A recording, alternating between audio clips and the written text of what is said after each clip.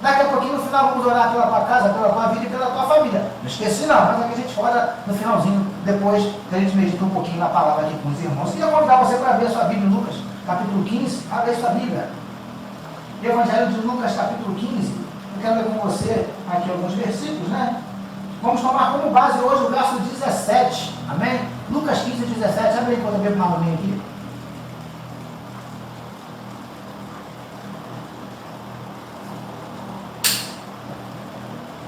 Lucas capítulo 15, verso 17.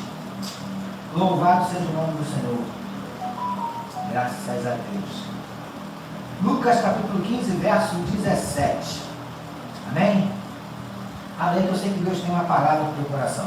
Você achou? Diz assim, olha, Lucas 15, 17, na minha tradução, que é a Nova Almeida atualizada, diz assim: então, caindo em si, disse: quantos trabalhadores de meu pai têm pão com fartura e eu aqui estou morrendo de fome.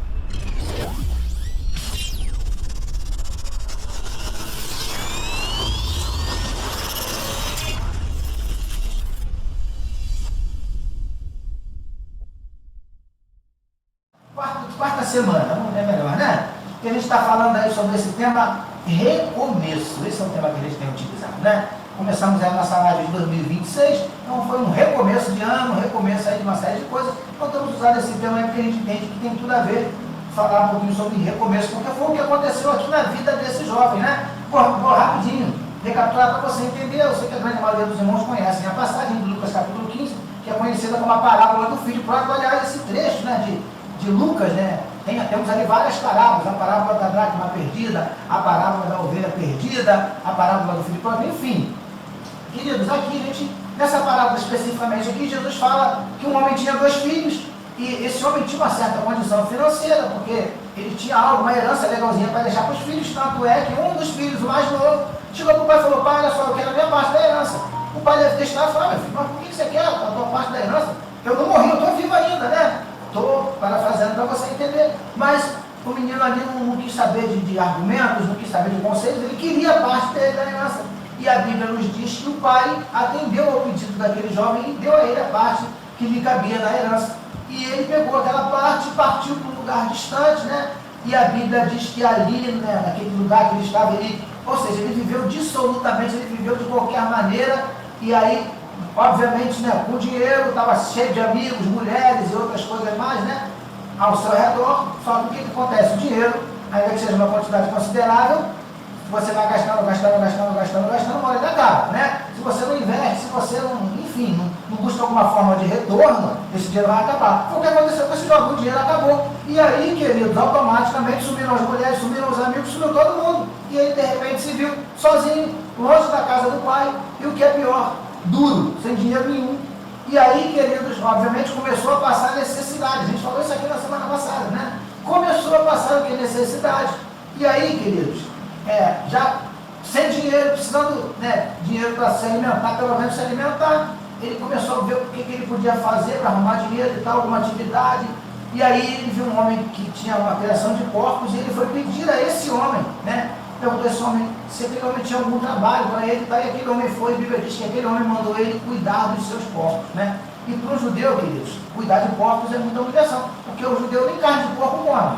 E para o judeu, o porco é considerado um animal imundo, né? E obviamente, cientificamente falando, né, ou, enfim, humanamente falando, a gente sabe que o porco realmente é complicado a situação, né? Tanto que a carne do porco tem que ter muito cuidado no preparo, enfim, mas isso é outra história. Mas então para o judeu é muito complicado essa história. Então a Bíblia nos conta que esse menino foi mandado para tomar conta de porcos. Para você ver que situação esse menino chegou. Ele chegou, como a gente costuma dizer, literalmente no fundo do poço, né? E aí, queridos, ele estava ali no fundo do poço e tal, e foi, pelo menos até onde eu me lembro, nosso último encontro foi mais ou menos onde a gente parou. E nesse verso 17, a gente chegou a citar alguma coisa desse verso 17 no nosso último encontro. Ele diz assim: então caindo em si. E eu lembro que na semana passada nós falamos um pouquinho sobre a necessidade de vez em quando nós cairmos em si, ou cairmos em nós mesmos, né, para você entender. Esse jovem, de repente, o que é cair em si? É você, de repente, parar e fazer uma análise, de preferência uma autoanálise, né? Então foi isso que esse jovem fez. Ele parou e falou: peraí, E aí o verso diz isso, né? Ele falou, quantos trabalhadores do meu pai, verso 17, tem pão com fartura e eu estou aqui morrendo de fome. Ele começou a lembrar e falou, caraca, lá na casa do meu pai, os trabalhadores, os empregados do meu pai comem com fartura. E eu que sou filho, estou aqui nesse lugar agora, passando fome, e a Bíblia nos conta que ele chegou a desejar comer a comida dos porcos. Não comeu. Ele desejou comer a comida dos porcos, né? E comida de porco, né, querido? Como a gente sabe, é conhecida como lavagem. Geralmente, comida de porco é todo o resto da comida que sobra, que eles põem lá. Hoje em dia não mais, dependendo do local, o porco é criado com ração e tal, enfim. Mas, em alguns lugares não é exatamente assim. O porco come a chamada lavagem. E a Bíblia nos diz que esse jovem sentiu um desejo, querido, de comer essa comida que os porcos comiam, a comida que aquele homem dava para os porcos. Para você ver que situação esse jovem chegou. E a gente conversou aqui muito sobre isso durante os nossos outros encontros. Tudo isso que esse jovem estava passando foi fruto das escolhas dele. Você consegue compreender? Então, queridos, ele caiu em si, ele parou, como eu disse, o que é cair em si? É você parar e fazer uma análise. Como eu costumo dizer, é você fazer uma análise fria. É você parar e pensar assim, caraca, eu vim parar aqui. Olha a situação como eu conto, porque foi isso que ele fez, falou, caraca, olha a minha situação. Os trabalhadores, os empregados do meu pai, comem bastante, com fartura, e eu, que sou filho, estou aqui querendo comer comida de porcos. Ou seja, ele fez uma análise fria da realidade da vida dele naquele momento, meu amado. Quem sabe nesse momento é isso que você está precisando fazer. Uma análise fria de como é que está a tua situação, mas seja sincero. Seja sincero primeiramente com você e depois com Deus. É ser sincero e falar assim, Senhor, caraca, olha a minha situação. Vou dar um exemplo, tá bom, queridos? Caraca, quanto tempo que eu não leio a Bíblia? Quanto tempo que eu não vou à igreja? Quanto tempo que eu não dobro meu joelho para orar? Quanto tempo que eu não ouço Deus falar comigo? Olha a minha situação. Você está conseguindo entender? É ser sincero com você e com Deus. Com você e com o Pai. Isso que esse jovem fez, ele foi sincero. Ele falou, caraca, eu estou aqui querendo comer comida de porcos. Eu cheguei a essa situação de desejar comer lavagem. Estou trazendo para o dia de hoje para você entender. Você consegue compreender? Então isso é isso, quem sabe é isso que você está precisando fazer hoje. Né? Porque de repente você faz essa análise fria e de repente você toma até um choque, o que a gente chama de choque de realidade, né? Porque às vezes a gente precisa que alguém faça isso pela gente. De repente esse jovem precisava que alguém fizesse. Ele não precisou porque ele mesmo fez. Mas se outra pessoa de fora lá e falar, rapaz, e conhecesse ele, suponhamos que alguém encontrasse aquele jovem, conhecesse o pai, conhecesse ele antes, quando ele ainda estava na casa do pai. Mas caraca, rapaz, lá na casa do teu pai tu tinha tudo, tu tinha do bom, do melhor, conforto, roupas boas, comida boa, amigos. Cara, olha como é que você está hoje, rapaz. Parecendo um mendigo, querendo comer comida de porco, rapaz. Você está conseguindo entender? Alguém que falar isso para ele. Ele não precisou, porque ele mesmo fez essa análise. Ele mesmo, vou usar essa expressão para você entender, ele mesmo se deu um choque de realidade. E nós às vezes precisamos fazer isso, tá bom? Então, queridos, ele fez essa autoanálise. Agora, olha só que coisa legal. Verso 18, lá no que ele diz que também você só analisar e ficar parado por aí não adianta. Analisei, cheguei à conclusão que a minha vida, minha situação está brava, está ruim. E daí? Não é assim? Então olha só o verso 18, Lucas 15, 18, acompanha aí comigo. Vou me arrumar, o rapaz falando. Vou me arrumar, voltar para o meu pai e lhe dizer, pai, pequei contra Deus e diante do Senhor. Olha que coisa legal, queridos. O trecho começa dizendo assim, vou. Esse é um verbo, eu sei que você sabe, né? Não sou expert em português, em língua portuguesa não, mas algumas coisinhas a gente sabe, né? Se nós fôssemos colocar um pronome aqui antes desse verbo, qual seria o pronome?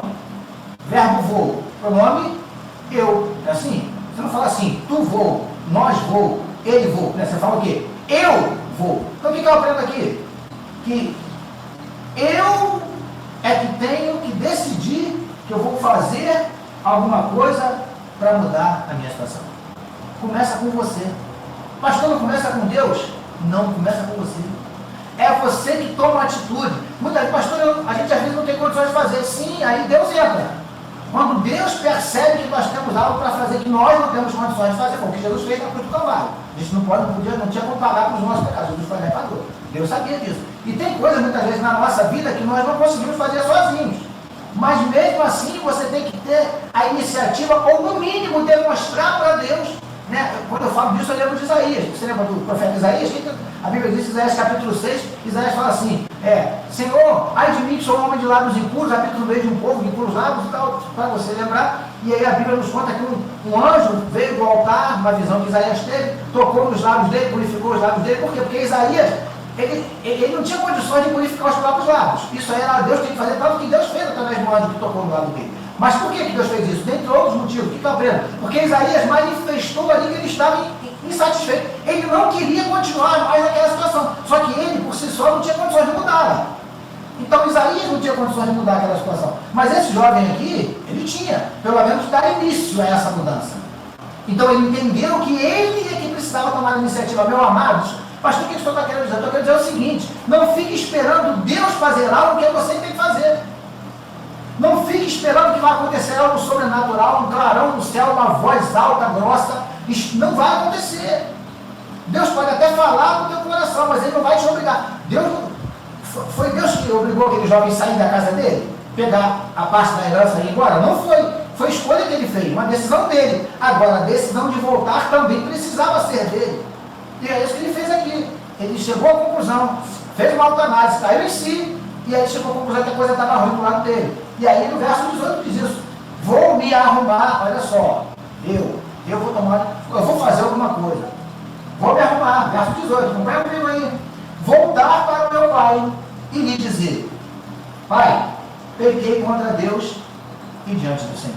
Ou seja, queridos, aquele jovem, ele sabia, como eu já disse, que ele precisava fazer alguma coisa para mudar naquela situação.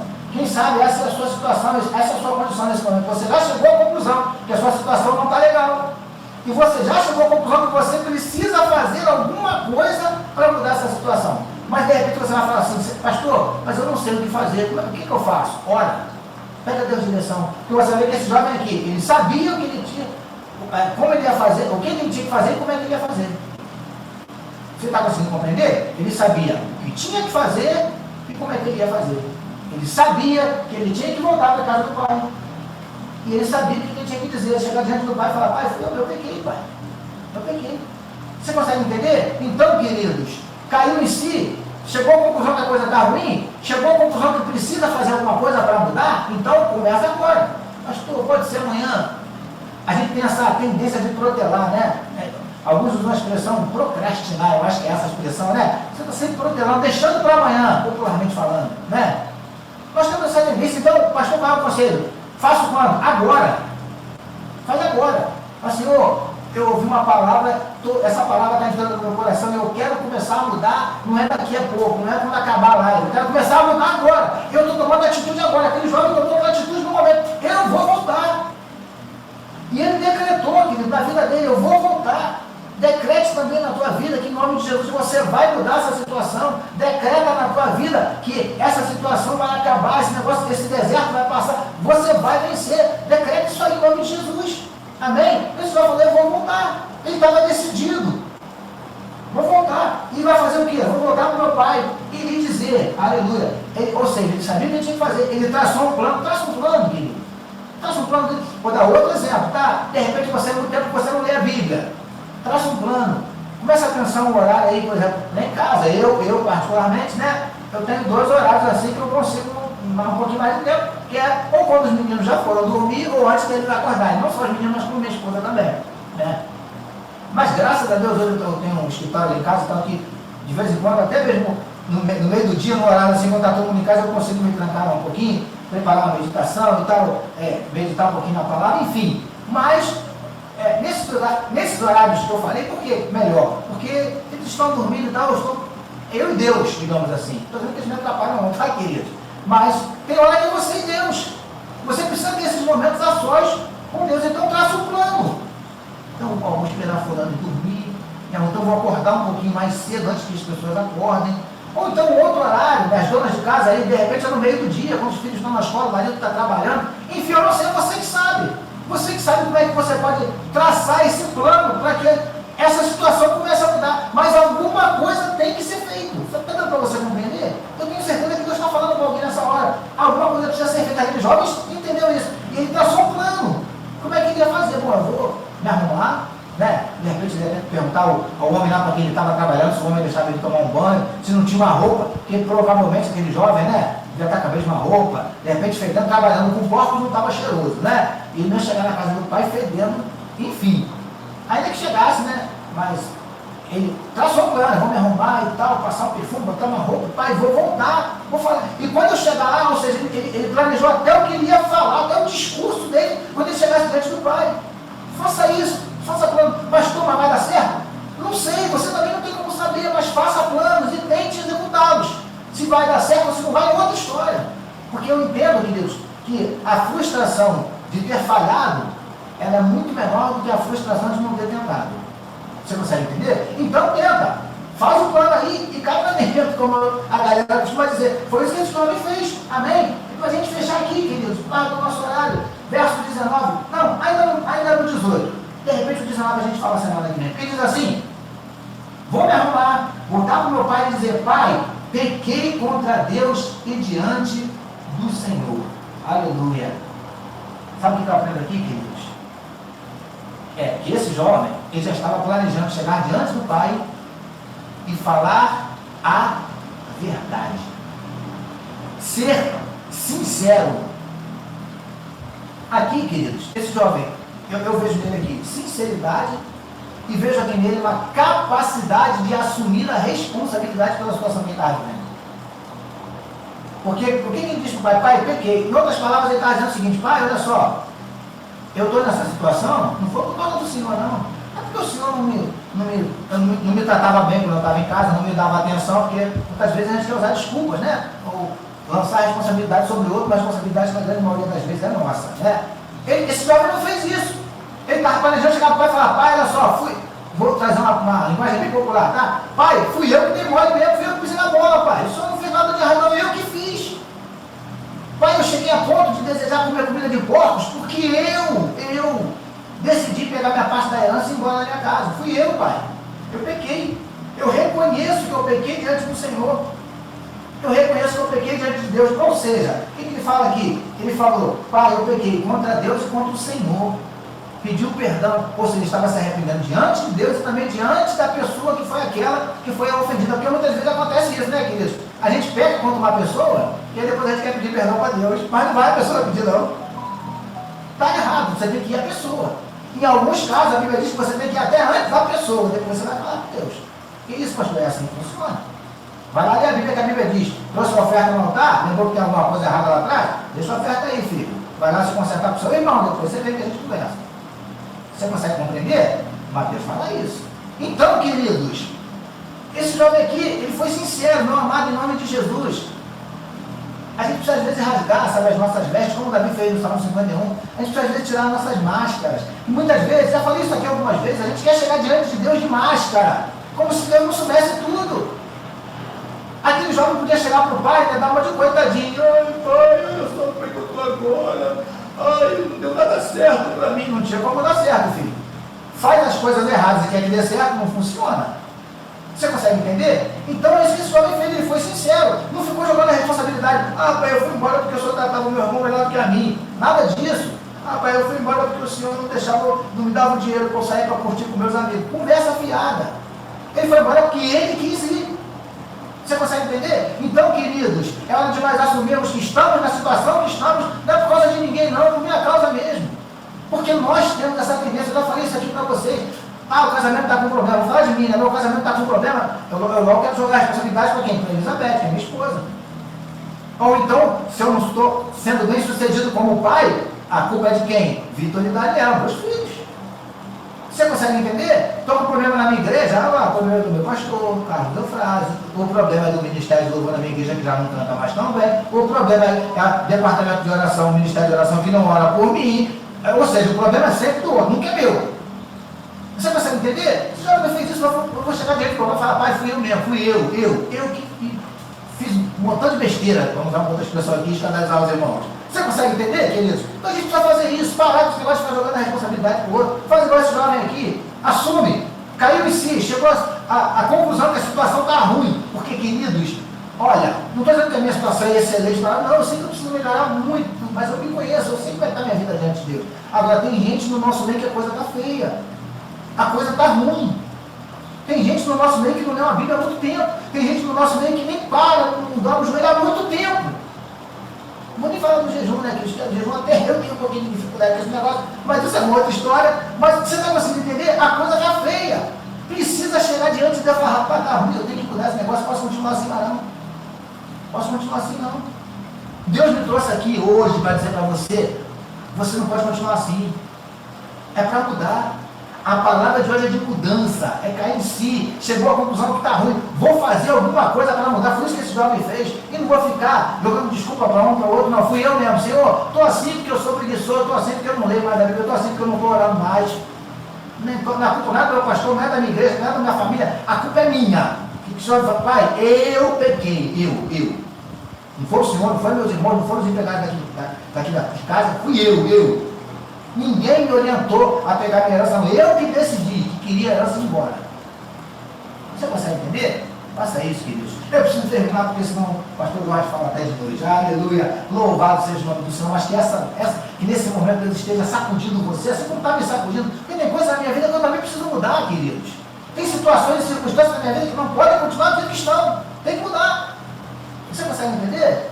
Amém. Louvado seja o nome do Senhor. Eu preciso terminar. Eu quero convidar você para nós orarmos, por causa do nosso horário, eu já passei, né? Mas eu quero convidar você para nós orarmos. Quero orar por você.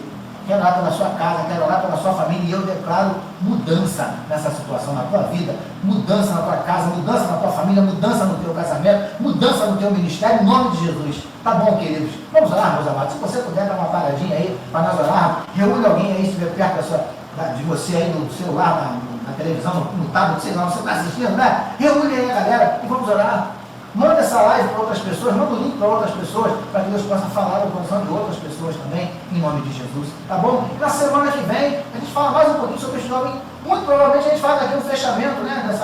Dessa série de mensagens em Lucas capítulo 15, né? Se de repente não der, a gente fecha no outro, enfim.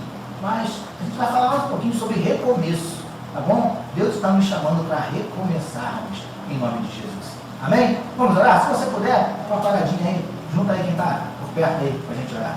Senhor, em nome de Jesus, obrigado por esses momentos. Obrigado por mais essa oportunidade de separarmos, Senhor Deus, esse tempo para estarmos falando contigo, para estarmos ouvindo a tua voz através da tua palavra. Pai, muito obrigado. Eu quero te pedir a tua bênção sobre esse teu filho, a tua bênção sobre essa tua filha. Eu não sei o que cada um precisa do Senhor, mas o Senhor sabe. E eu quero agora, na autoridade do nome de Jesus, abençoar esse lar. Eu quero, na autoridade do nome de Jesus, abençoar essa casa, abençoar estes filhos, abençoar essas filhas, abençoar essa esposa, abençoar esse marido. Em nome de Jesus, eu abençoo esse lar, eu abençoo essa casa. Que seja repreendido, Paizinho, todo espírito que venha tentando se infiltrar nas nossas casas, nas nossas famílias. Todo espírito de rebeldia, Senhor Deus, todo espírito de divisão, todo espírito de contenda, de confusão, em nome de Jesus, seja repreendido, Senhor Deus, que haja nos nossos lares paz, alegria, comunhão, que haja nos nossos lares prazer de estarmos juntos, Paizinho, que haja nos nossos lares a tua provisão, que haja nos nossos lares a tua presença, Senhor, em nome de Jesus nós te pedimos, Pai. Eu abençoo esse lar, eu abençoo essa casa, eu abençoo esse casamento, Paizinho, que haja, que quem sabe esse casamento, esse relacionamento precisa recomeçar, Senhor Deus. Ver onde foi que se perdeu, aonde foi, Senhor Deus, que se estragou, o que foi que está faltando, meu Deus, em nome de Jesus, Paizinho querido. Quem sabe os teus filhos estão chegando a essa conclusão juntos, que a situação não é boa, que precisam, Senhor Deus. Não é responsabilidade só de um, não. Precisam juntos, ambos precisam fazer alguma coisa, tomar atitudes para mudar essa situação, que eu declaro que vai mudar para a glória do teu nome, Paizinho. Em nome de Jesus eu te peço, Pai amado. Muito obrigado, Paizinho, por mais essa oportunidade de estarmos juntos, buscando a tua face, a tua presença, Paizinho querido. Eu abençoo esse lar, essa casa, essa família, no nome de Jesus. Amém, meus amados. Seja abençoado, toma posse da bênção do Senhor, da vitória do Senhor para a tua casa, para a tua vida, para a tua família, teu ministério, em nome de Jesus. Tá bom, meus amados? Semana que vem nós voltaremos, permitindo o nosso papai, tá bom? Eu preciso encerrar. Eu quero pedir você que faça assim com a sua mão.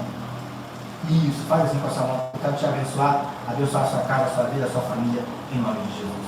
Que o amor de Deus, o nosso Pai, a graça salvadora do Filho e as doces consolações do Espírito Santo de Deus seja com essa casa, com esse lar, com essa família e com todo o povo de Deus, desde agora e para todo sempre, em nome de Jesus. Amém. Amém, meus amados. Louvado seja o nome do Senhor. Mas, mais uma vez, foi muito bom estarmos juntos. Beijo carinhoso no coração. Deus abençoe a sua vida.